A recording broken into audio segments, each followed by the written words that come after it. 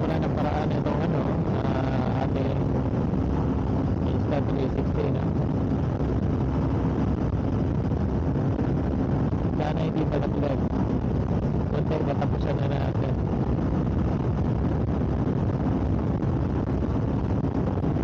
So papunta tayo ng Bow Campground. Tingnan natin kung may available pa. Pero kung wala, diretso tayo sa van. At simula pa rin paano na kaya mangyayari sa amin.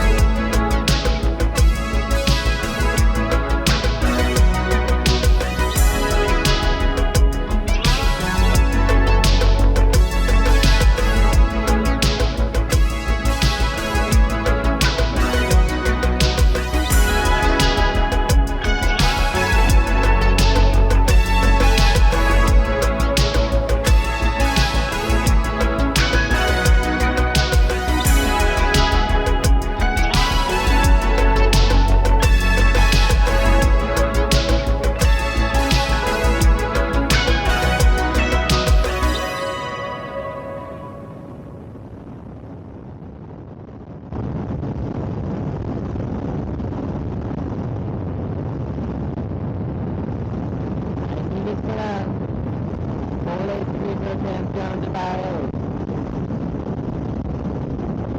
Woo!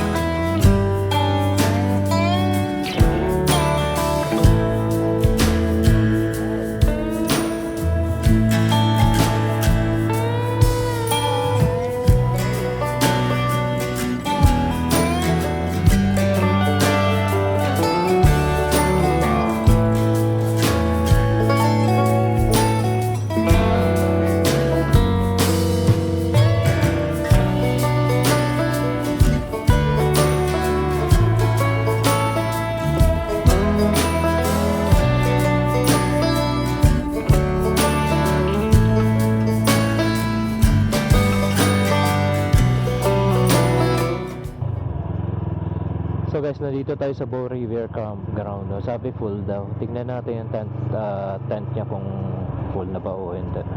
So let's see. Kausapin natin yung attendant dito.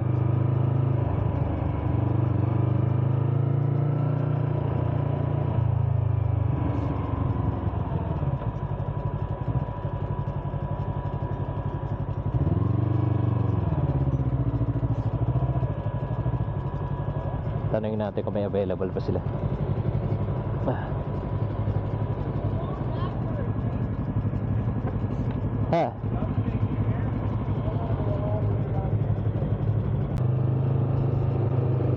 So guys, may available sila, no? So check natin ulit sa iba para mas malapit-lapit na tayo.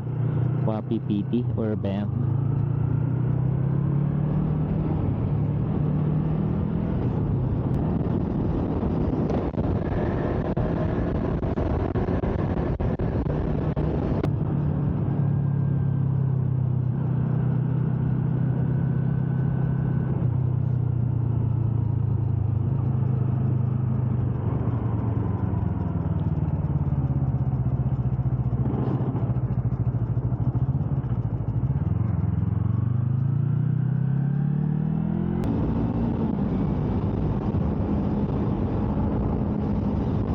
Iba talaga to sa Yamaha R3, no?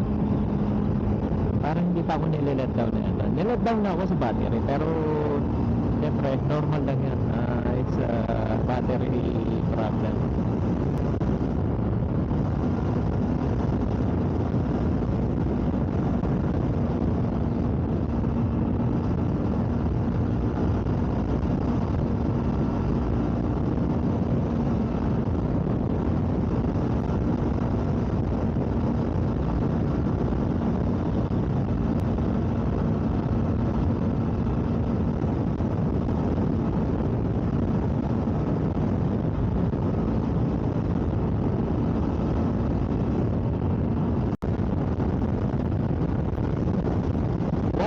Canmore. Ito yung tao ng Canmore.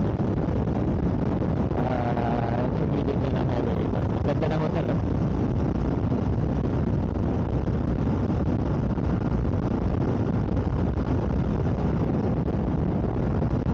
Talagang napakarami ng motor na nakikita ko ngayong araw na. Maganda kasi yung weather. Saka, yan o, parang ito na yung last season na talagang kailangan mo na ilabas yung motor kasi next month baka mag-snow na. September, October yan. So wala na, tatago na natin mga motor natin. At saka sobrang lamig.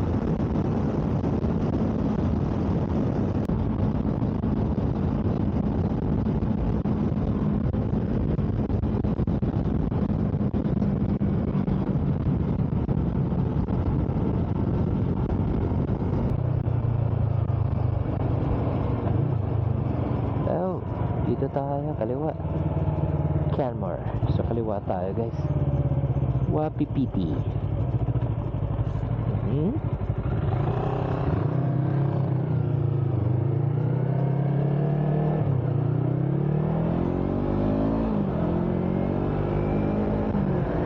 Oh yeah. Oh, maganda ano dito, view. Ganda talaga ng mga bundok na to. Oops, parang naliligaw si Papsi. Mabilis na. Ano lang yan, parang electric bike. Okay yun, safe siya kasi safe siya. What I mean, buti na lang nakasuot siya ng helmet. Ano, ba't tumatakbo ako ng 70, 50 lang ito. Nagirahe na tayo.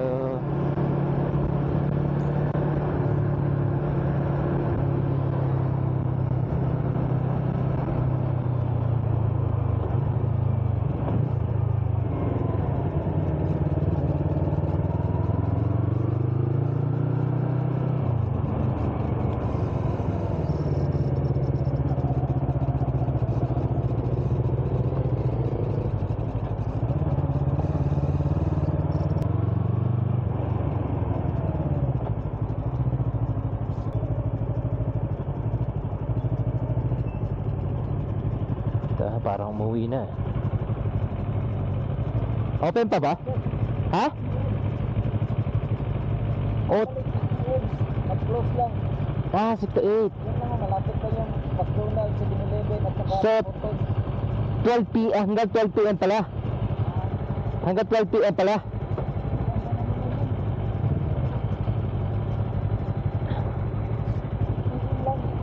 Ha?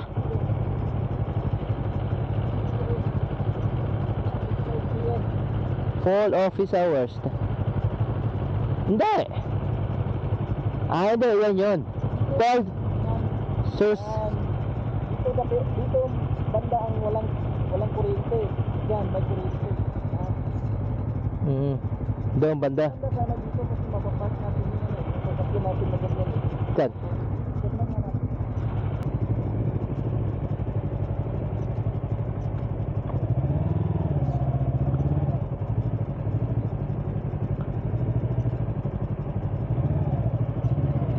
So guys, wala yung tao. 6 p.m. pa babalik. Kasi ano tayo, dito tayo sa walang kuryente. Dito natin ipapark natin. Saan natin ipapark yung motor? Pag walang kuryente. Pag walang kuryente, saan natin pa? Ano tayo? Dito na mismo. Dito na mismo.